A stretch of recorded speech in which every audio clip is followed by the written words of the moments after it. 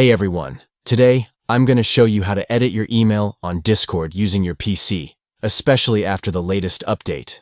So, let's get started. First, you'll want to open Discord.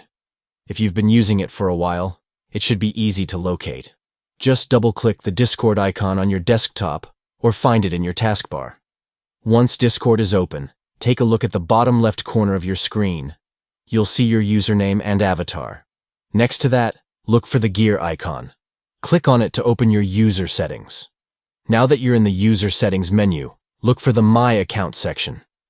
In the middle of the screen, you'll find your current email address.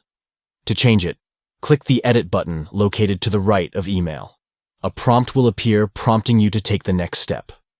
Click on the Send Verification Code button. Discord will send a verification code to your current email address. So check your inbox and see if you received it. Once you have the code, enter it into the prompt. After you verify your email, it's time to update it.